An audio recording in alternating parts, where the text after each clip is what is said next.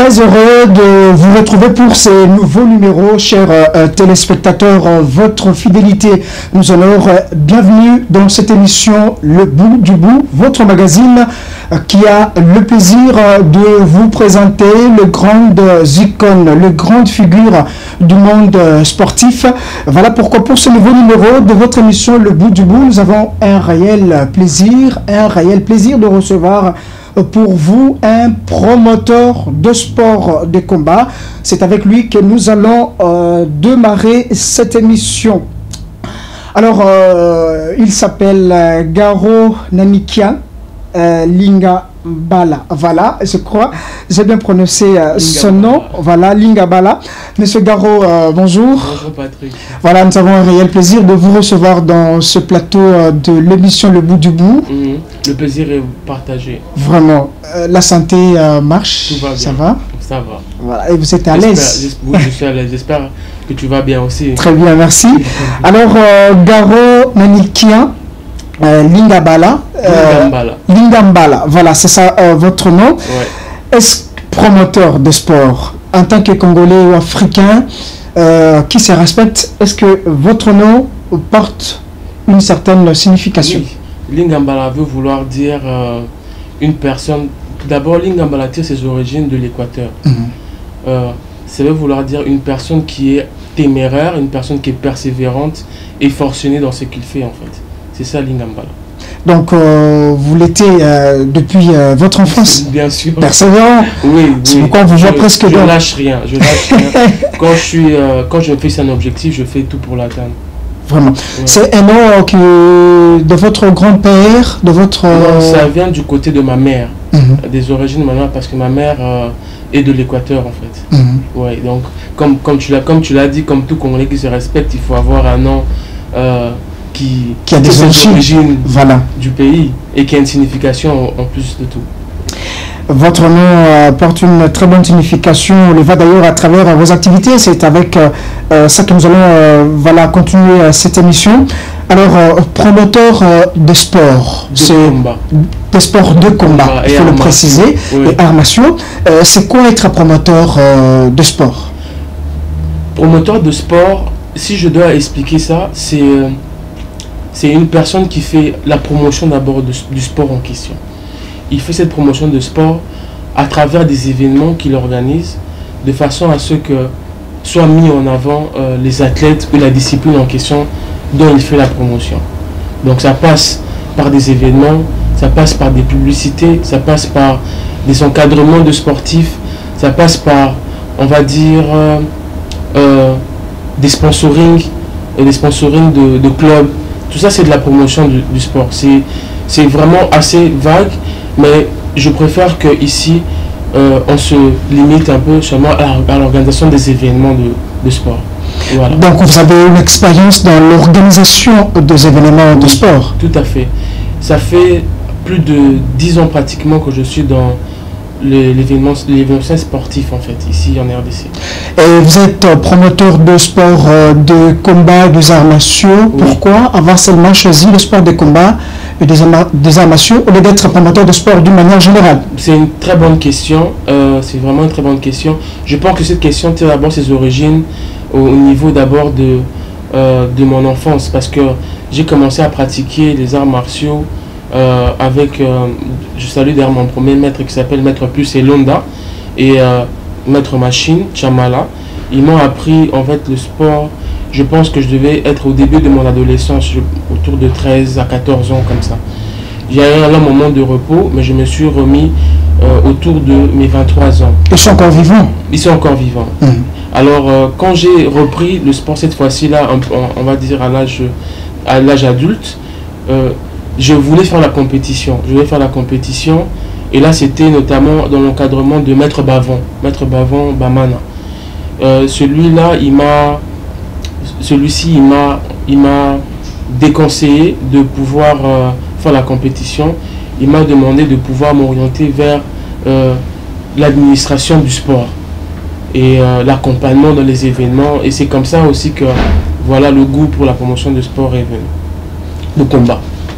Et qu'est-ce que vous avez trouvé d'intéressant dans la promotion de sports de combat et des arts martiaux? On rencontre on rencontre des personnes, on crée des réseaux et on encadre aussi on donne de l'espoir en fait aux athlètes. On donne de l'espoir aux athlètes. On crée pour eux un avenir. Donc on essaye de créer tout un monde sportif où les sportifs vont trouver leur place dans ce monde, où les sportifs vont voir qu'ils ont de la valeur aussi. Donc c'est vraiment ça. Parce que ce que moi j'ai remarqué, c'est que souvent les sportifs sont un peu mis en dernière position, si je dois dire ça comme ça. C'est assez regrettable parce qu'un sportif, c'est quelqu'un qui prend beaucoup de risques en faisant le sport qu'il pratique. Il le fait par amour, peut-être qu'il n'a pas les moyens, mais il le fait quand même, il persévère dans ça. C'est une façon en fait de récompenser en fait leur effort, en les mettant en avant, en sachant qu'ils existent, et peut-être bien que ça peut créer des débouchés pour eux, pour leur permettre de se retrouver avec on va dire, les possibilités qui pourront se créer à travers ces différentes promotions. Est-ce que votre métier de promoteur de sport est très bien compris par les Congolais? Votre cas, parce que je vous vois à travers tous les événements sportifs de sport de combat, vous organisez, que ce soit dans MMA, boxe, je ne sais pas, kickboxing. Est-ce que votre rôle est vraiment très bien compris à travers différentes fédérations aujourd'hui? Oui et non. Oui et non, parce que ce qui est vrai, au bout de ma carrière sportive, j'ai porté plusieurs titres. J'ai porté plusieurs fonctions, en passant par matchmaker, en passant par manager, en passant par promoteur, en passant aussi par, on va dire, athlète aussi, en passant aussi par membre d'un comité, d'une fédération. Donc j'ai eu plusieurs casquettes, ce qui fait que ça peut pouvoir un peu créer de l'amalgame dans mes interactions avec les intervenants du monde sportif. En gros, ils comprennent que cette personne est impliquée dans le développement du sport, tout simplement. Ils comprennent ça assez bien, de manière assez générale. Ouais. Alors, expliquez-nous, parce que notre objectif, c'est de vous faire, de vous présenter aux téléspectateurs qui nous suivent à travers cette émission Le Bout du Bout. Comment, en tant que sportif, avez-vous commencé à avoir le goût de la pratique de sport de combat? Je pense que ça remonte depuis l'enfance aussi. On va dire, dans le sens que on regardait à la télévision les différents films de combat. Jean-Claude Van Damme, il y avait plusieurs acteurs. Il y a eu Jackie Chan, Bruce Lee. Je dirais principalement Jean-Claude Van Damme aussi, principalement Jean-Claude Van Damme. Et il y a aussi quelques films américains dont j'ai pas forcément les noms des acteurs en tête. Là c'est vous, c'est à quelle occasion ça? Là, c'était moi, j'étais allé visiter le club de Mukumbusu, c'était à Sainte-Thérèse. Mukumbusu, c'est l'actuel MMA? Bon, ou c'est toujours séparé? Non, Mukumbusu, c'est pas l'actuel MMA. Mukumbusu, c'est un autre style, discipline qui a été créée par Maître Dan. Maître Carré, Dan Mabeka, et il a eu une inspiration à travers, parce que c'est un ancien pratiquant de karaté Shotokan. Il a une inspiration, il a rajouté une touche nationale à cette discipline. Il a créé une discipline qui s'appelle le Mukumbusu. Et ça se pratique jusqu'aujourd'hui? Oui, jusqu'aujourd'hui, ça se pratique. Et voilà, on peut continuer avec votre enfance, voilà. Voilà, donc je disais que le goût du sport, c'est déjà à travers la télévision. On regardait des films des arts martiaux, des films de combat, avec avec mon frère. C'est comme ça que le goût du sport a commencé. Et puis, je pense aussi que c'est aussi dans le sang. Hein. Tout ça, c'est dans le sang, parce que forcément, tous les enfants suivaient des films de combat, mais c'est pas tous qui sont allés faire les arts martiaux. C'est aussi, on va dire, dans le sang, dans le sens que le côté de mon père, l'Arménie, parce que mon papa, il a des origines arméniennes. C'est des grands pratiquants de lutte. Il y a aussi des pratiquants de boxe aussi dedans. Donc c'est déjà, il y a quand même des grands noms arméniens qui ont évolué dans les disciplines sportives. Il y a des noms en MMA, il y a des noms en boxe anglaise, il y a aussi des noms en judo, en sambo. Donc je crois que d'un côté de mon père déjà, il y a aussi un peu ça dans les gènes.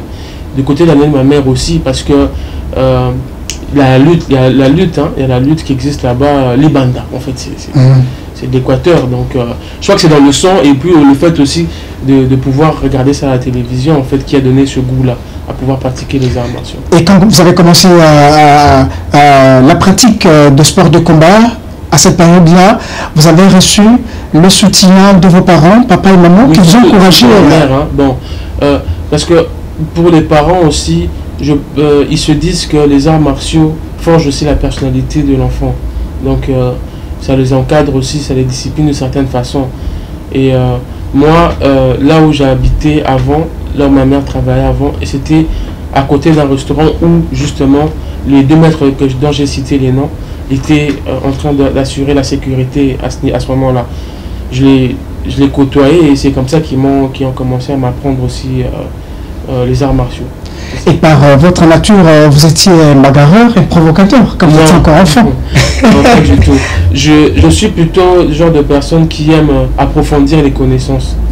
Approfondir les connaissances, et bien entendu, s'il y a des possibilités, comme dans les clubs on le fait, de faire des sparring, des combats, je le fais. Mais je ne suis pas allé plus loin dans la compétition. Alors, dites-nous déjà, vous êtes plongé dans la pratique des arts martiaux, vous commencez à pratiquer les arts martiaux à un certain temps. Comment était votre parcours? Vous êtes parti de quel club à quel club, et aussi pour se retrouver aujourd'hui promoteur de combat? Ok.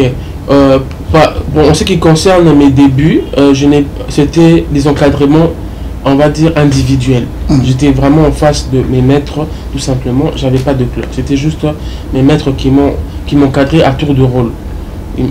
Selon le planning que nous étions convenus. C'était généralement pendant les vacances. Après cette longue période, je n'ai plus exercé les arts martiaux, mais c'est à partir du début de l'âge adulte que je me suis inscrit dans les clubs j'ai même créé d'abord aussi un club de boxe. C'était à l'époque, c'était dans une école qui s'appelle Collège Saint-Joseph Édiquet. On l'a créé avec Maître Bavon, justement, qui est président de la fédération de kickboxing, et Maître Machine. On a créé un club qui s'appelait, le nom viendra parce que ça fait quand même un petit temps, ça s'appelait Pro Gym, Pro Gym Club. On essayait un peu de créer un centre en ville, ou au centre-ville, où il y aurait des différents adhérents qui pourraient venir pratiquer, une façon de pouvoir rémunérer aussi des coachs, en fait. Là, c'était en quelle année? Ça doit remonter autour de 2013, comme ça, 2014, 2015. Cette période-là, 2013 à 2015, je pense.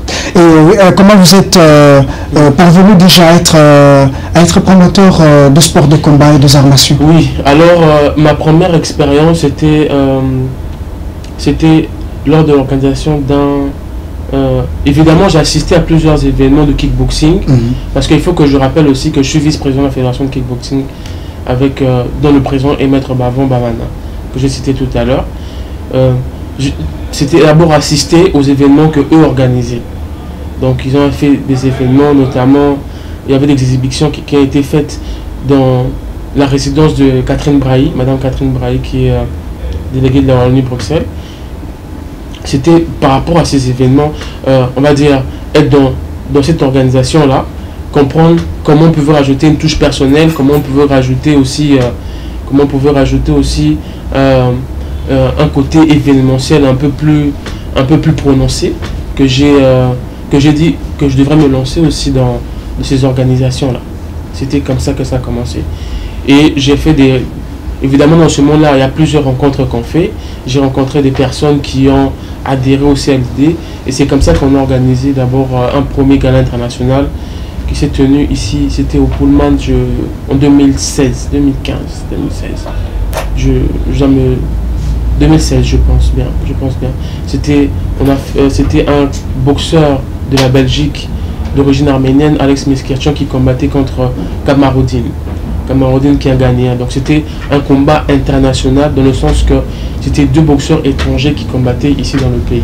Évidemment, il y a eu des combats aussi, des combats d'accompagnement avec des grandes pépites dans le monde de ce sport-là qui ont beaucoup évolué, dont je peux citer notamment le nom de Alex Kabang, champion de kickboxing, qui évolue actuellement en Afrique du Sud, qui était aussi parmi les athlètes qui ont compéti à cet événement-là. Il y a aussi Ali Kabeya, qui évolue au Mozambique actuellement. Il y a eu plusieurs actuellement des champions aussi d'Afrique Medina Tavoda, il y a eu quand même beaucoup d'athlètes qui sont passés par des événements que j'ai organisés. Être promoteur de sport, est-ce que votre métier, votre rôle est différent de celui d'un matchmaker, d'un manager ou d'un sponsor également? Oui, c'est différent. Un promoteur, c'est, on va dire, c'est quelqu'un qui est à la tête d'une organisation d'événementiel sportif. Donc c'est lui qui est on va dire, qui est quelqu'un qui est le moteur, moteur qui fait tourner, qui a un projet d'événement. Il a un projet d'événement, il veut organiser un événement et il met en place les moyens techniques, financiers, organisationnels. Il crée un comité pour organiser cet événement-là. Ça, c'est le promoteur. Donc, il a dans son équipe des matchmakers, il a dans son équipe des directeurs techniques. C'est avec ce staff-là qu'il organise l'événement. Le matchmaker, par contre, c'est celui qui est là juste pour faire, pour opposer deux adversaires. C'est quelqu'un qui connaît en fait les différentes qualités des boxeurs. Il sait que, comme j'expliquais, que d'abord, le sport, ici, il faut le voir en tant que spectacle. Quelque chose qui peut divertir les gens. Qui peut divertir les gens en le voyant. Donc, c'est quelqu'un qui essaye de créer un beau spectacle. Alors pour créer un beau spectacle, il doit opposer des boxeurs de la même catégorie et en fonction de leur qualité, et voilà, qui crée une belle affiche en fait entre ces deux boxeurs là. Voilà, boxeurs ou pas que boxeurs, hein, c'est toutes les disciplines. Hein. Voilà, kickboxeurs, d'autres sportifs, judoka, n'importe quelle discipline. C'est juste les opposer et créer une symbiose, créer un bon événement en fait autour de ces deux boxeurs. C'est ce rôle de matchmaker que vous avez fait avec la police récemment. On a organisé beaucoup d'événements, je crois 3 événements ou 4 événements, déjà avec le groupement sportif particulier sport de la police, oui, avec je crois Biboutou, premier numéro, deuxième, troisième, même au niveau de la gare centrale. Oui. Et Garo était au centre de matchmaker de... Oui, je vais d'abord profiter de l'occasion aussi pour saluer le général Nzila, qui est le président, voilà. Qui est le président du groupement sportif particulier sport de la police. Voilà, donc au regard de mes qualités dans le monde des organisations sportives, j'ai travaillé avec le général Nzila en tant que matchmaker. Parce que l'historique, c'est qu'il y a des boxeurs de la police qui devaient normalement défendre leur titre de champion. Alors il fallait trouver pour eux des boxeurs. Moi j'ai un réseau, parce que j'étais promoteur de sport, j'ai déjà un réseau en Europe et un peu aux États-Unis et ici en Afrique où je peux pouvoir trouver des boxeurs qui peuvent facilement être opposés à nos boxeurs, donc à nos athlètes. C'est comme ça que j'ai pu... Ça c'est la première édition, j'espère. Oui, ça c'est la première édition. La première édition. Voilà. La première édition. Avec la police. Ça c'est pas la première édition. Ça va être la deuxième. Deuxième. Ah bah civil, voilà. Oui. Ça c'est la deuxième édition. Oui. Et vous avez fait très bien ce travail. Oui, oui, puisqu'on a fait 4 événements, mais malheureusement, à cause de l'avènement de la Covid, on a dû, pour des raisons de gestes barrières, éviter des événements où il y aurait beaucoup de monde. Donc c'est comme ça que, pour le moment, on n'a pas organisé. Mais je pense que le général, dans son planning, il pourrait éventuellement organiser si la situation se résorbait. Évidemment, à ce moment-là, le rôle de matchmaker pourrait revenir encore sur le tapis. Parce que vous jouez un rôle très important par rapport à ce que vous faites en tant que promoteur de sport, de combat et des arts martiaux. Est-ce que les autorités sportives comprennent votre rôle que vous jouez par rapport à ce que vous faites? Je pense que surtout les autorités congolaises. Être promoteur de sport, c'est plus du domaine privé que du domaine public. Donc c'est comme un entrepreneuriat en fait dans l'événementiel. C'est comme une personne qui organise des concerts, c'est comme une personne qui organise des événements évangéliques. C'est vraiment comme un avocat qui a son cabinet. Ça pourrait être comme quelqu'un qui a une agence voilà.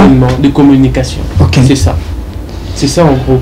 Et je crois que les autorités sportives doivent connaître mon nom, puisqu'éventuellement j'ai à fréquenter pour certaines organisations, oui, mais je ne demande pas des subventions. Si ils le veulent bien et qu'ils trouvent que mon travail est intéressant et qu'ils veulent que je fasse de même aussi dans le milieu public, je serais très content. Justement, le problème, pourquoi vous ne voulez pas officialiser ce que vous faites comme travail, ça veut dire établir de très bonnes relations avec les autorités, je dirais, sportives, pour qu'à chaque grand événement, on peut faire appel à vous, parce que là, il y a de l'expérience par rapport à l'organisation des événements de sport, de combat, des arts martiaux. Je connais très bien le réseau, mais ce que je sais, c'est que là, lorsque évidemment, je porte le titre ou la qualité de vice-président de la fédération, à ce moment-là, nous sommes en contact avec notamment son excellence le ministre du Sport, Serge Condé. Donc, à ce moment-là, évidemment, on joue le rôle public à ce moment-là. Donc, quand je porte cette qualité, là, je joue le rôle public. Mais ce que je fais, la plupart du temps, c'est vraiment dans des contextes un peu privés. Alors, je rappelle à nos téléspectateurs que nous recevons pour vous sur ces plateaux de l'émission Le Bout du Bout, Doro Minikian, c'est comme ça qu'il s'appelle, promoteur de sport de combat et des arts martiaux. Le combat qu'il voyait là, c'est quoi encore comment c'était à quelle occasion ça? Ça, c'était lors de ma visite à Matete. J'étais allé découvrir une discipline qui s'appelle le requin de punch. Le requin de punch. Le requin de punch, oui, c'est une discipline qui, on va dire, le mélange de quoi complètement? Le mélange de la lutte, c'est de la lutte en fait. Il y a deux volets. Là, nous sommes sur la lutte. Alors, l'idée, c'est que nous nous retrouvons autour, évidemment, ça se passe dans un tatami. L'idée, c'est qu'on se trouve autour d'une sphère, pas forcément une sphère, mais d'un air de combat, et qu'il faut faire sortir l'adversaire de cet air de combat. C'était ça la discipline. Mais il y a aussi un volet où on apprend des techniques justement de combat, notamment comme le karaté. Voilà, c'est un peu dans ce sens-là. Et vous n'avez pas aussi pensé à faire la promotion de ce genre de sport, parce que c'est vraiment votre domaine? Parce que l'idée, c'est qu'en dehors de ça, je présente aussi ma propre émission qui s'appelle Kingstar Fight. Okay. Vous pouvez la suivre sur YouTube, elle est aussi sur Facebook, sur Instagram, et elle est aussi sur Twitter.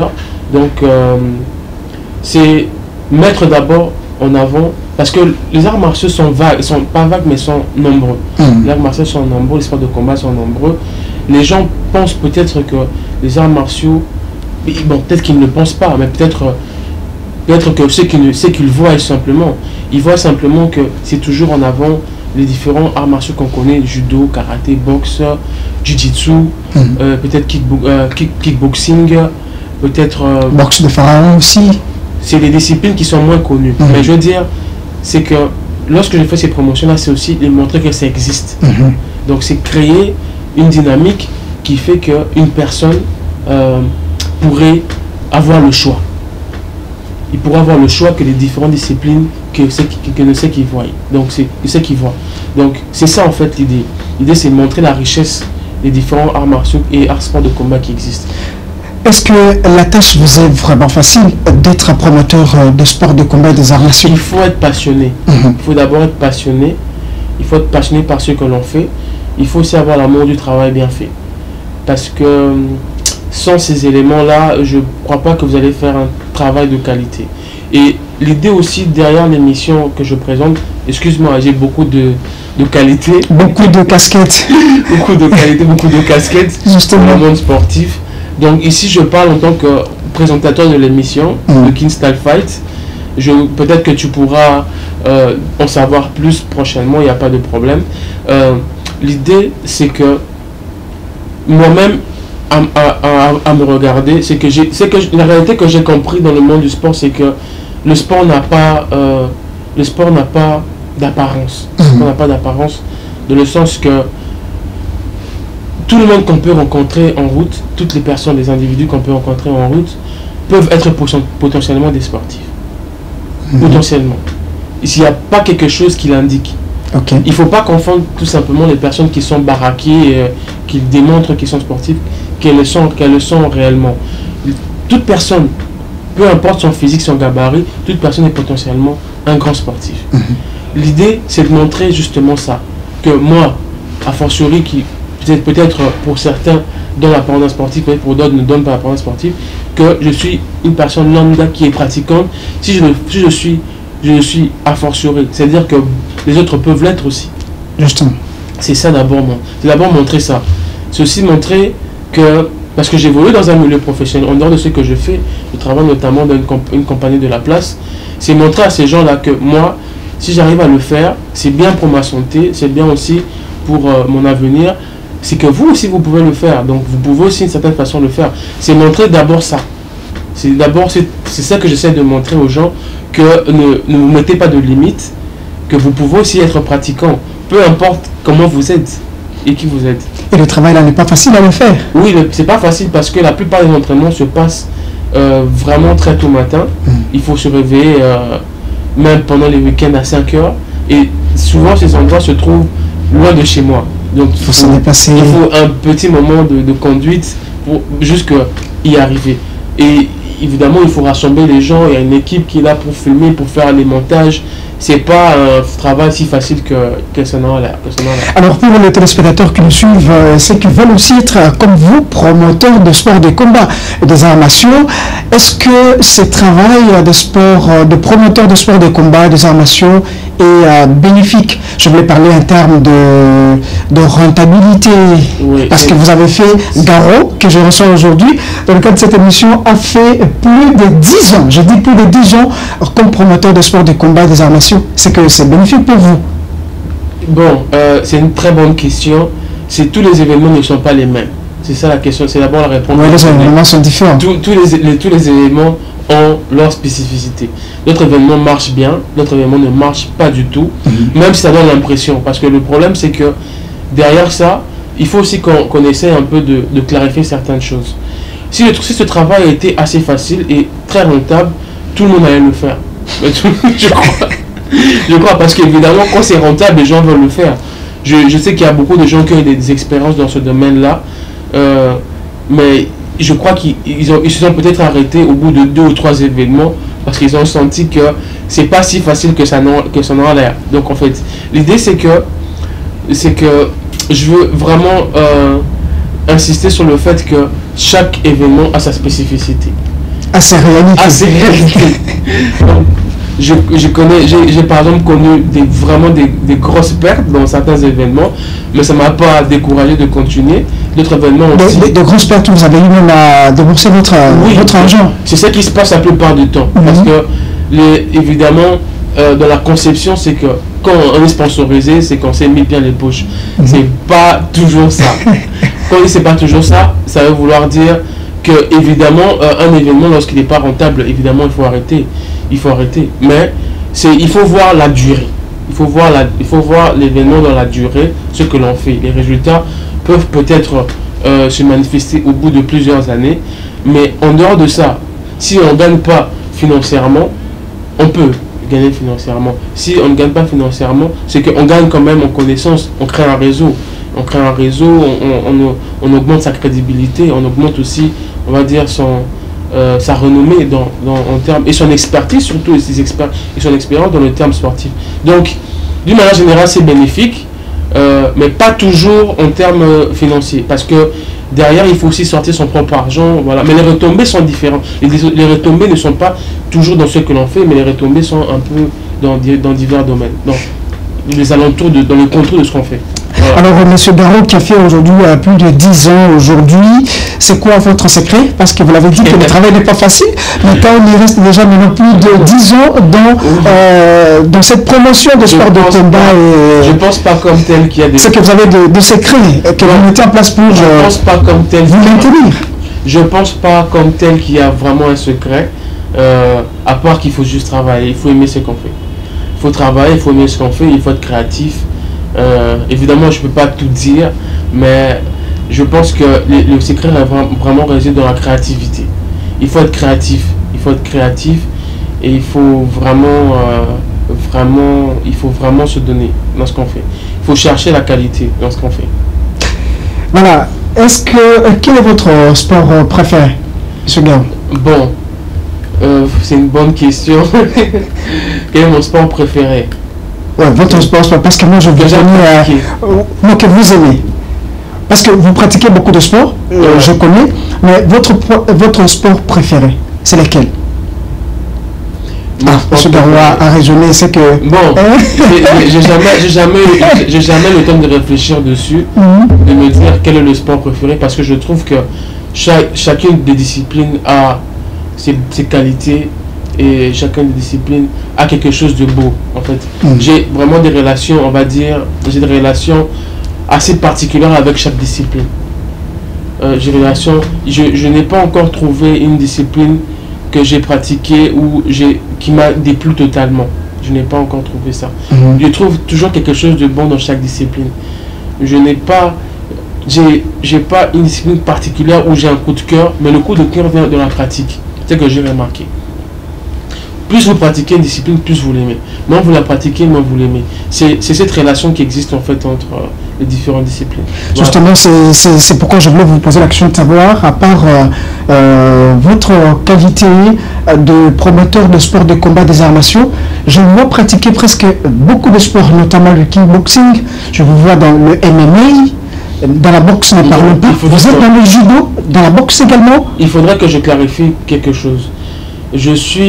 Moi, actuellement, je suis pratiquant vraiment de 2 disciplines, je dois dire ça comme ça. Je fais vraiment de 2 disciplines. 2 disciplines que vous aimez beaucoup? 2 disciplines pour l'instant. Voilà.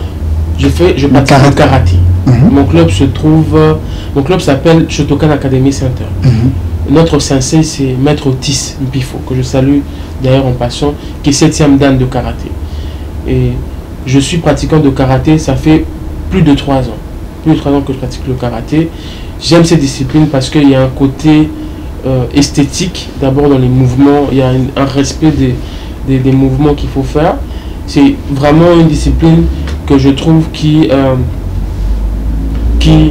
enrichit l'intérieur de l'individu, qui enrichit, ça apporte vraiment un bon nettoyage spirituel le karaté. Le karaté, oui, le karaté.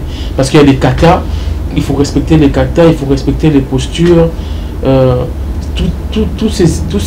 comment on appelle ça, tous ces enseignements qu'on apprend vraiment créent, on va dire, une très bonne dynamique dans l'individu. Et ça fait combien de temps que vous pratiquez le karaté? Ça fait plus de 3 ans. Ça fait plus de 3 ans que je pratique le karaté. Tandis que vous avez quelle ceinture déjà, M. Gao? Je suis. Là, c'est le karaté? Non, là, c'est le taekwondo. Taekwondo. Ouais. Vous pratiquez aussi le taekwondo? Non, pas engagé dans un club. Là, c'était dans le cadre de mon émission. Instalfan, j'étais allé découvrir un club qui se trouve à l'école Les Figuiers. L'école Les Figuiers, c'est à Mbinza Delvaux, je pense. Justement, dans le cadre de votre métier promoteur de sport, vous êtes censé avoir une idée de tout le sport de combat. Oui, j'ai une bonne idée. Et la deuxième discipline, à part le karaté, c'est? La deuxième discipline, c'est le judo. Je pratique le judo à une école qui s'appelle École de judo Congo-Japon. Voilà. Tu es au sein de l'ISP. Je crois que tu as déjà eu à faire... Là, je vous ai retrouvé plusieurs fois avec... aussi pratiquement plus de 3 ans que je suis pratiquant de judo. Pratiquement plus de 3 ans. Là, je suis 5e Q, bientôt 4e Q. Donc, c'est intéressant parce qu'il y a aussi le côté pédagogique de l'enseignement. Parce que le sport, ici, n'est pas toujours la compétition. Et la photo là, je crois, c'est à l'école du judo au Japon. Là, c'était... on avait reçu Marie Branseur, qui est qualifiée aux Jeux Olympiques. Qui est congolaise, qui fait la fierté du judo congolais. Voilà, c'est elle d'ailleurs qui va représenter la RDC au niveau des Jeux Olympiques. Bien évidemment, et à côté, je vois le maître Alain. César, plutôt. Voilà. Qui est 5e dan en judo. Et c'était lors justement de la vie de Marie Branseur qui était venue animer un séminaire au club. J'ai profité de l'occasion pour prendre une photo avec elle aussi. Ok. Alors le judo, qu'est-ce que ça vous fait concrètement par rapport au karaté? Le judo, c'est vraiment deux disciplines différentes. Le judo, l'accent est beaucoup plus mis sur les projections et la souplesse, sur la souplesse et les projections.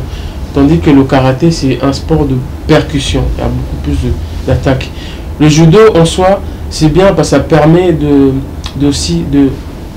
certaine façon, de bien comprendre son corps. Vous comprenez l'art de la souplesse. Oui, il faut vraiment bien comprendre son corps.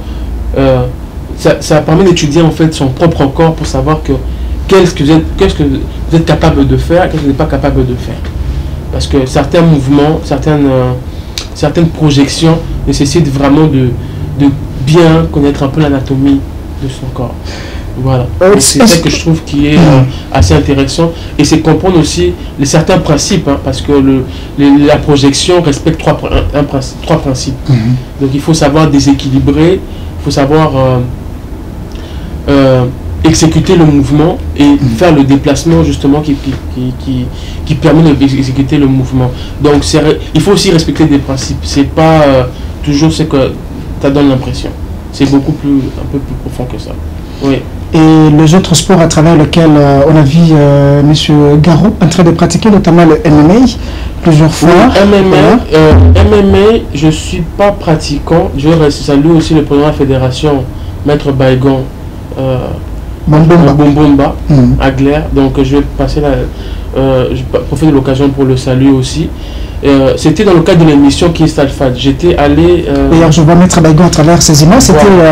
à quelle occasion? Je crois c'est pendant le séminaire de MMA qui a été animé par le champion d'Alcha, le 2 fois champion de MMA d'Alcha. Et il fallait retransmettre en fait aussi ses connaissances, parce que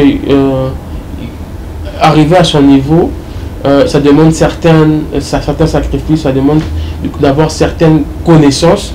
Et le séminaire était l'occasion de pouvoir retransmettre ces connaissances aux pratiquants. Et c'est vous qui avez organisé je faisais partie de l'organisation, voilà, en tant que promoteur de sport de combat. Oui, en tant que promoteur de sport de combat, oui, et tout à fait. Tout à fait.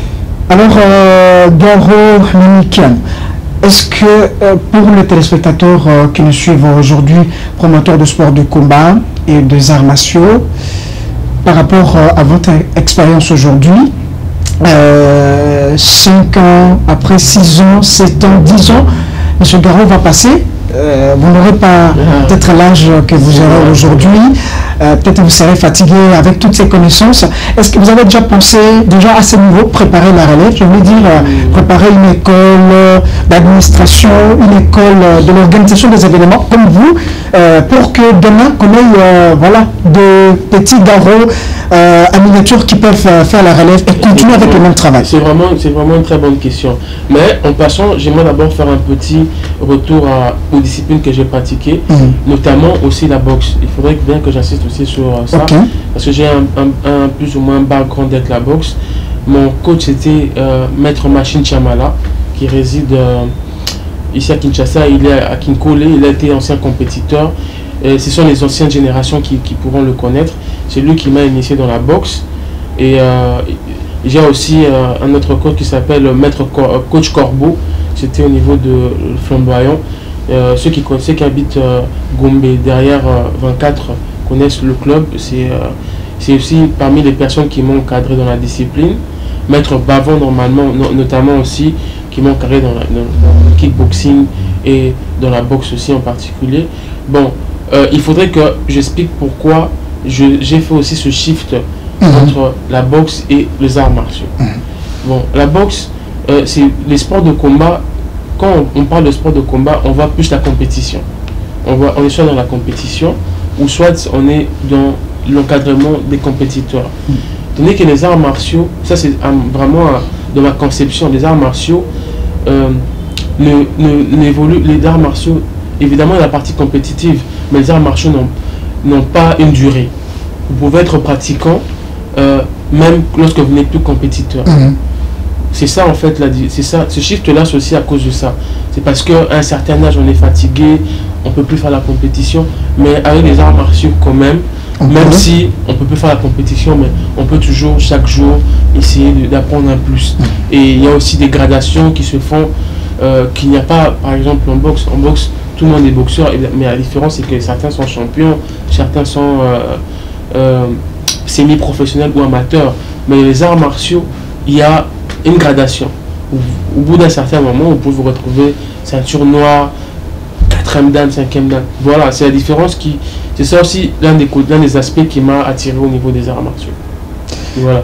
Et pour répondre à votre question, qui était celle de savoir si je pourrais... Bon, la relève déjà. Bon, être promoteur n'a pas d'âge en fait, il faut savoir. Être promoteur n'a pas d'âge. Si tu vois par exemple le cas de Don King, et même pas seulement Don King, il y a plusieurs noms dans le monde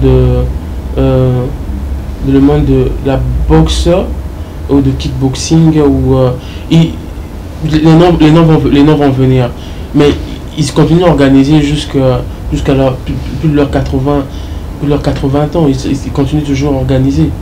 Ils organisent toujours parce que, comme je dis, être promoteur, évidemment, c'est comme avoir une agence de communication d'événements.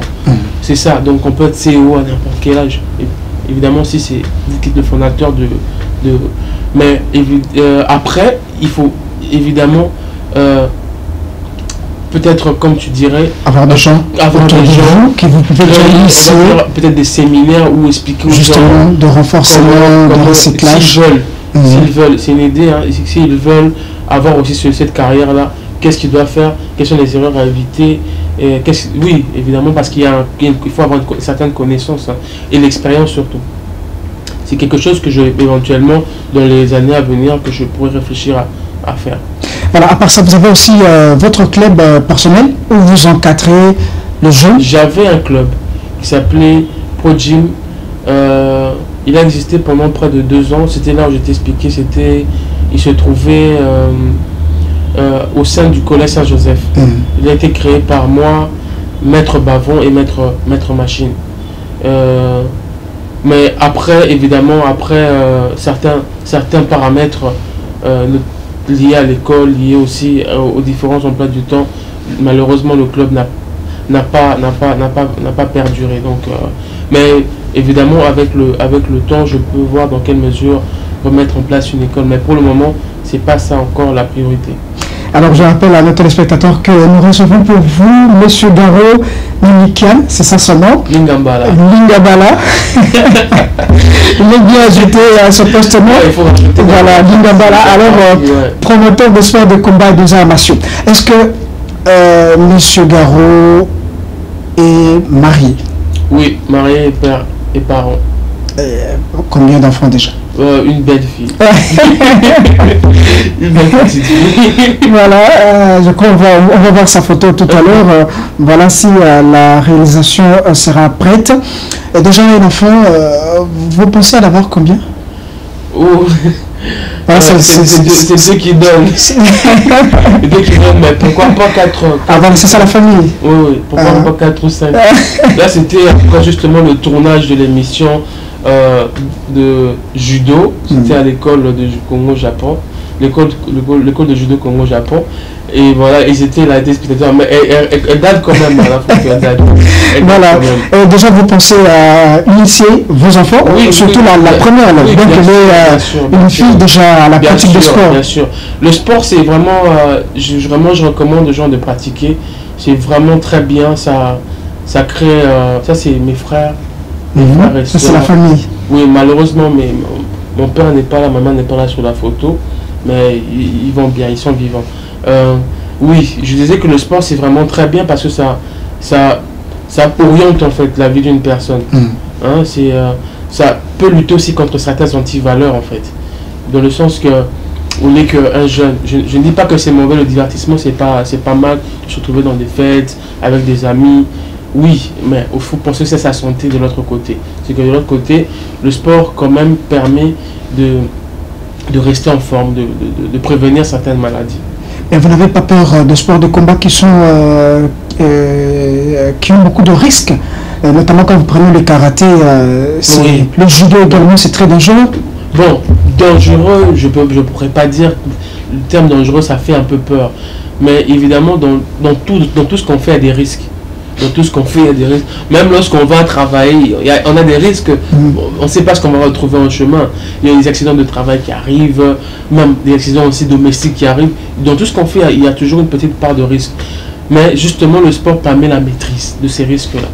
La maîtrise, dans le sens que ce que vous faites, vous savez, vous connaissez les conséquences, vous devez avoir conscience de ça et savoir comment le faire. C'est ça. Garo, est-ce que durant vos rôles, vos fonctions, tout ce que vous faites comme promoteur de sport, comme pratiquant de sport, est-ce que vous gardez de très mauvais souvenirs à des mots? On commence par le mauvais souvenir. Mauvais souvenir. Oui. Dans l'organisation des événements, oui, le sport de combat des arts martiaux. Mauvais souvenir. Je ne les garde plus. Je les garde plus. Si je les gardais, peut-être que ça allait m'affecter, il n'allait pas continuer ce que je fais. Mais c'est vrai que j'ai connu des mauvaises expériences, c'est vrai, oui, c'est vrai. Mais ça permet de comprendre comment le monde du sport fonctionne. Ça permet de comprendre comment se comporter aussi avec les autres. C'est ça que je peux dire. Mais je ne garde pas des mauvais souvenirs. J'ai connu notamment certains événements qui ont très mal tourné. Et autre chose aussi, c'est que il y a aussi certaines altercations avec des personnes qui n'auraient pas dû avoir lieu. Bon, ça fait partie en fait de ce qu'on fait. Mais voilà, le chemin n'est pas toujours asphalté. Il y a toujours quelques crevasses, des nids de poules, mais il faut faire avec, il faut savoir composer, continuer son chemin. Et surtout que vous nous avez dit tout à l'heure par rapport à votre nom qui porte une signification que vous êtes très patient, vous êtes voilà, persévérant, voilà, c'est ça. De très bons souvenirs pour vous? Des très bons souvenirs, oui, beaucoup. Le bon souvenir, c'est une fois que l'événement est bien réalisé. Quand l'événement est bien réalisé, vous vous sentez très bien. Là, je suis content. Quand l'événement est bien réalisé, c'est-à-dire c'est par rapport au retour du public. C'est pas toujours par rapport au retour financier. C'est que les gens ont vu que le travail était bien fait. Ils ont aimé et ils vous promettent de revenir à des événements. Ça fait plaisir. Quand on reçoit des pointures dans les événements qui se déplacent quand même, qui ont leur emploi du temps, mais qui veulent quand même assister aux événements que vous organisez, ça prouve que voilà, vous êtes sur la bonne voie et que vous faites un bon travail. Et vous pouvez vous rappeler de quel événement qui était à 100% une réussite et qui vous continue à vous faire du bien plus qu'aujourd'hui? Les événements, particulièrement de Bibotou, c'était des événements qui étaient très bien organisés. Tout simplement parce que le général Dila, c'est quelqu'un qui a vraiment un sens vraiment de l'organisation très élevé. Et oui, c'était des très bonnes expériences que j'ai connues avec ça. J'ai aussi connu de très bonnes expériences aussi de l'organisation du premier événement, c'était le Gala international. Oui, c'était une très belle expérience aussi. Avec notamment mon ami Valérie Safarian, avec qui on organisait. C'était vraiment une très belle expérience aussi. Après, chaque événement a aussi ses particularités. Il y a toujours quelque chose de... Si ce n'est pas l'événement en seul, mais il y a un spectacle qui vous a frappé, qui était vraiment à la hauteur. Donc voilà, il y a toujours quelque chose de positif dans tout ça. Et je rappelle à mes téléspectateurs que je reçois pour vous Monsieur Garo Ninikia, c'est ça son nom. Mais dans tout ce que vous faites, parce que le travail n'est pas facile, quand vous organisez un événement, vous l'avez vu à travers beaucoup d'événements que vous avez organisés sur la ville de Kinshasa. Parfois, vous faites déplacer le compétiteur qui vient d'ailleurs pour la RDC, pour Kinshasa. Autour de ça, vous mettez assez de moyens. Ça veut dire que vous avez des sponsors, ou vous avez un carnet d'adresses, ou vous avez toujours des gens qui vous accompagnent dans ce que vous faites. Bon, s'ils accompagnent, je pense que c'est parce que d'abord, ils savent que le travail serait de qualité, parce que les sponsors ne vont pas accepter de associer leur image avec des événements qui n'ont pas d'impact ou qui n'ont pas de qualité. Donc, d'abord, c'est ça. Mais aussi, il faut les avoir. Les sponsors aussi... les sponsors aussi n'ont pas que vous à sponsoriser. Ils ont beaucoup d'événements à faire. Il faut savoir parfois faire des concessions. Par exemple, accepter qu'un sponsor ne vous suive pas aujourd'hui, mais vous suive la prochaine fois. Et évidemment, chaque fois qu'on organise, on a des nouvelles personnes avec qui on fait connaissance, qui sont aussi intéressés par l'événement. Voilà. Mais aussi, il faut mettre de sa propre poche aussi. Ça aussi, il faut le dire. Il faut mettre de sa propre poche. Parce que l'événement ne pourra pas être sponsorisé toujours à 100%. Il y a toujours une partie où que vous devez combler par vous-même. Donc, c'est ça. En tant que promoteur de sport de combat des arts martiaux, quelles sont vos ambitions, M. Garou? Bon, d'abord, j'aimerais finir mon émission King Style Fight. Donc, j'aimerais la finir parce que c'était une tournée. Au départ, c'était une tournée. C'était montrer qu'il y a différentes disciplines ici en RDC, ici à Kinshasa. Je ne parle même pas de la RDC parce que la RDC c'est vraiment vaste. Mais je parle d'abord de Kinshasa. Mon émission aujourd'hui a permis à beaucoup de personnes de découvrir les disciplines qui existent en RDC, qui ne savaient, dont ils ont ignoré l'existence. Donc, je passe par exemple, je parle par exemple de la boxe des pharaons, ou Sahara. Parce qu'il m'arrive de faire des quiz et poser des questions aux spectateurs, aux fanatiques de la page, quelles sont ces disciplines. Il n'y avait pas des réponses en fait. Les gens ne connaissaient pas. La boxe de pharaon, avec le Sahara, combat africain. Voilà. C'est justement ça. Avec le président, l'importateur. Voilà. Maître Massamba, Maître Massamba. Eux, ils s'appellent Fumu, je pense. Fumu, c'est le titre de maître dans la boxe des pharaons. Alors, par exemple, cette discipline-là, on me voit habillé en Calisiris. On me voit habillé en Calisiris, par exemple. Les gens... c'est leur tenue, voilà. Les gens ne savaient pas, on va dire, les personnes ne connaissaient pas, ne savaient pas, ils se disaient, mais c'est quoi ça en fait? Après, il faut l'expliquer que c'est une discipline de sport aussi.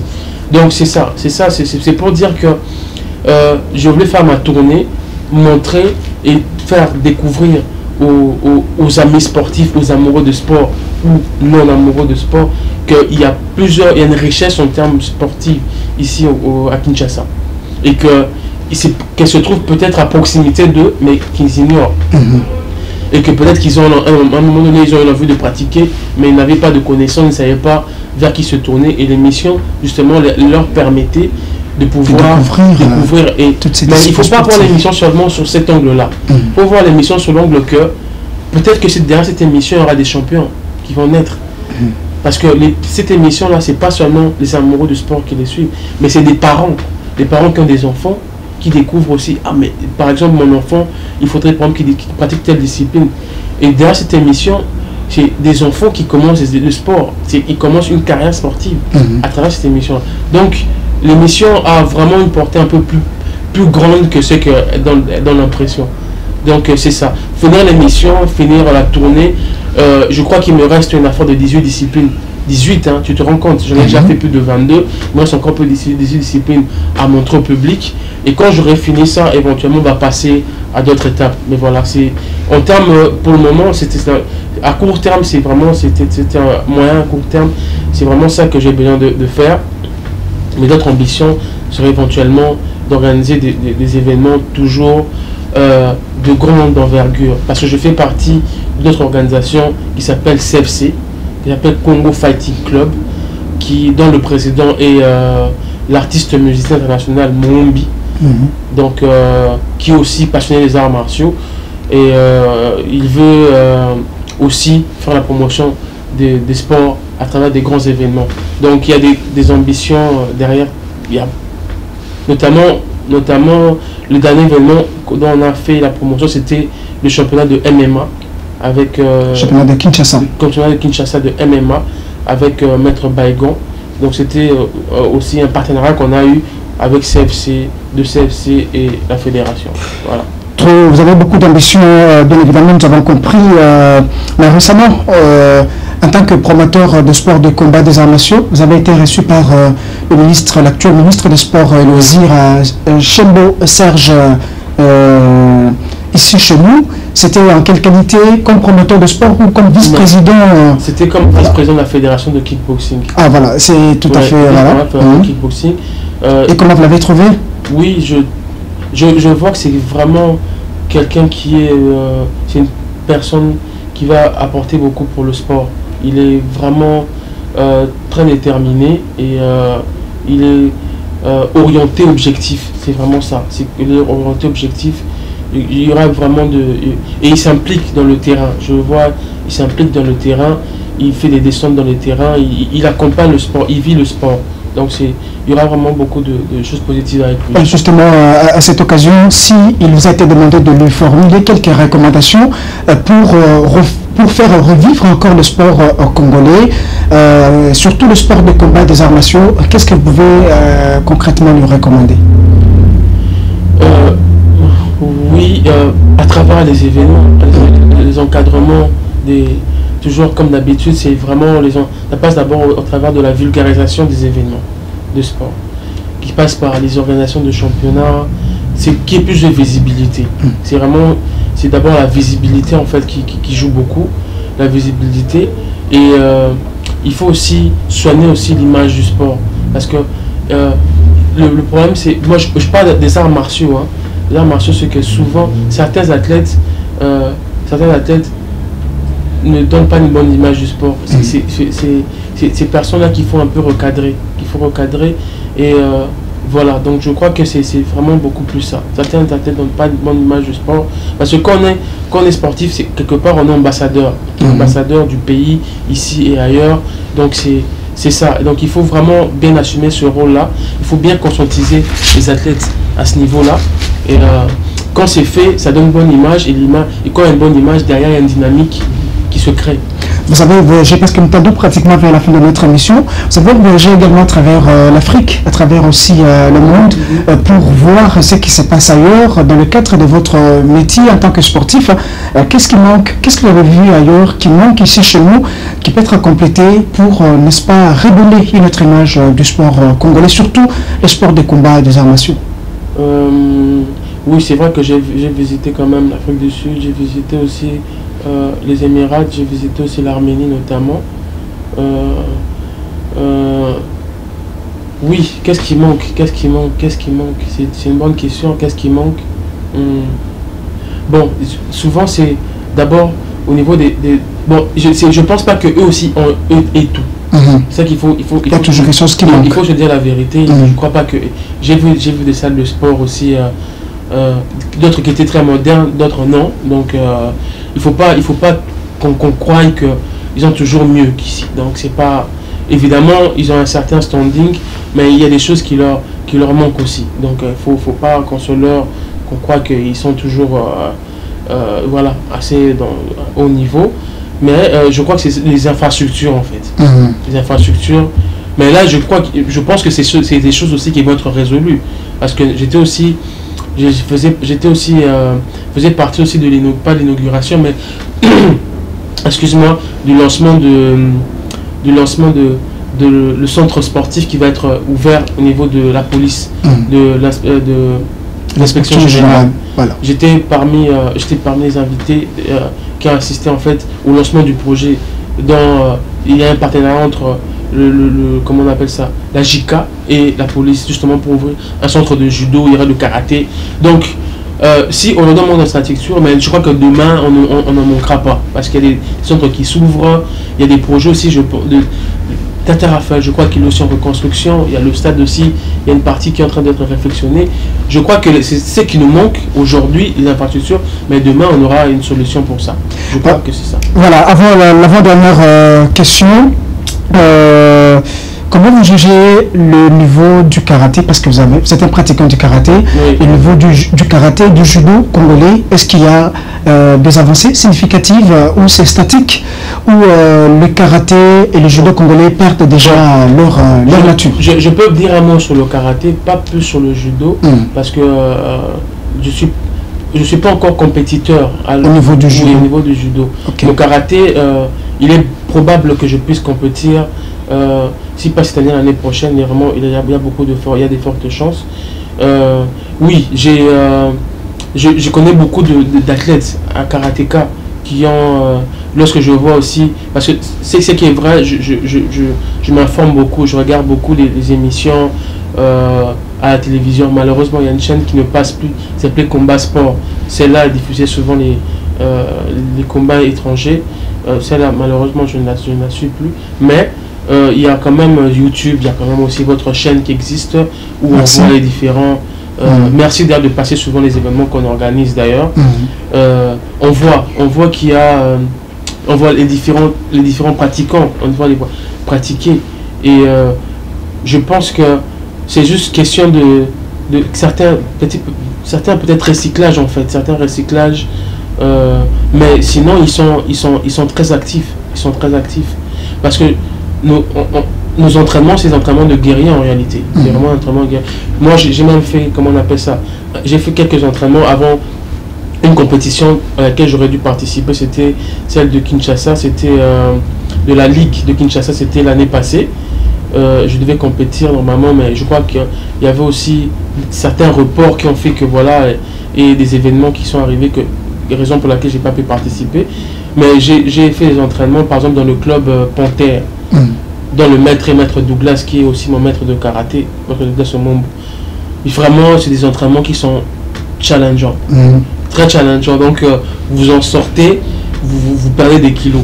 Donc, pour dire que le physique est là, après, c'est la technique maintenant. Les techniques passent par des séminaires. Justement. Il y a aussi des bons maîtres comme Maître Rudy qui font des bons séminaires aussi. Voilà, donc je crois que tout ça, c'est juste question de temps. Voilà, en tant que promoteur de sport de combat des arts martiaux, parce que nous sommes à la fin, juste certaines recommandations, aussi quelques personnes à qui vous pensez dans le cadre de cette émission. Au cadre de sport, oui, d'abord, je dirais bonjour. J'ai quand même eu, donc pendant l'émission, je pense que j'ai cité quand même leur nom déjà. Des grandes figures. J'ai déjà cité les noms des personnes qui m'ont... que j'ai côtoyé dans ce monde sportif, qui m'ont aidé d'une certaine façon d'enchaîner dans ma carrière. Je pense que j'ai déjà cité leur nom, mais je peux aussi dire bonjour à tous ces athlètes là qui me font confiance, hein? Donc notamment les champions BD me font confiance, les champions Balo, c'est des personnes qui me font confiance, qui croient en moi qui croient en moi dans ce que je fais, les champions Bilindo, tout ça, et dans les mêmes maîtres de l'école, maître Nono, maître César, maître Toya, maître Otis, toutes ces personnes-là, c'est des personnes qui croient en moi, maître Alain, maître, j'ai même oublié de dire aussi quelqu'un qui est très, une personne pour laquelle j'ai beaucoup de respect, c'est maître Eric Kindambo aussi, très bonne figure dans le monde sportif, aussi dans le monde des arts martiaux. Donc toutes ces personnes-là, ils m'ont fait confiance, ils ont accepté que je puisse tourner des émissions avec elles. Et voilà, donc je remercie ces personnes et voilà, donc et vous aussi, merci. Parce que sans votre travail, bon, on n'allait pas avoir de visibilité. Merci. Vos coordonnées pour terminer, vos coordonnées sur les réseaux sociaux. Donc, pour ceux qui veulent voir les émissions que si vous voulez voir les émissions, ils vont sur YouTube, ils peuvent taper Kin qui veut vouloir dire Kinshasa. Style, c'est style en fait. J'ai essayé de moderniser un peu le nom de l'émission. Et Fight, c'est combat. Donc je pense que King Style Fight, un francophone, un lignalophone et un anglophone va comprendre de quoi il s'agit. Donc King Style Fight, c'est style de combat à Kinshasa. S'ils tapent King Style Fight sur YouTube, ils vont voir l'émission qui a quand même qui est assez récente, qui a quand même un petit nombre d'abonnés, mais voilà, voilà, et n'hésitez pas à faire des commentaires et des critiques négatives ou positives. L'essentiel qu'on puisse faire avancer la promotion dans le sport. Voilà. Voilà, merci beaucoup chers téléspectateurs. Nous sommes arrivés à la fin de cette émission Le Bout du Bout, votre magazine qui vous fait découvrir différentes personnalités du monde sportif. Et pour ces numéros, on va recevait pour vous Garo Ninikian Lingambala. Lingambala, voilà, promoteur de sport, de combat et des arts martiaux. C'est avec lui quand on animait cette émission. Et si vous voulez aussi n'est-ce pas, vous faire découvrir auprès de téléspectateurs à travers nous, vous pouvez nous appeler à travers notre numéro qui passe en bas de vos écrans sur la bande passante. On va vous recevoir et nous allons vous recevoir très prochainement. C'était une grande icône qui fait de grands événements à travers la ville de Kinshasa, pourquoi pas à travers la République démocratique du Congo. C'était un réel plaisir de vous recevoir, M. Garot. Moi aussi, je suis honoré. Je crois que ce ne sera pas la dernière fois. On vous recevra très prochainement. Ouais. Et merci aussi à vous, chers téléspectateurs qui nous avez suivis. Merci à Hippolyte Ndombassi, pourquoi pas Juvenal Ndongala, Stéphane Chimania, Stéphane Landou, le responsable, à toute l'équipe, à tous ceux qui étaient derrière le caméra pour la réalisation de cette émission. Nous vous disons sincèrement merci et nous allons vous retrouver très prochainement pour un autre numéro de l'émission Le Bout du Bout. Monsieur Garot, merci, d'être avec nous. Nous sommes très honorés. Voilà. Ouais. Merci et à la prochaine. À la prochaine. Très bien.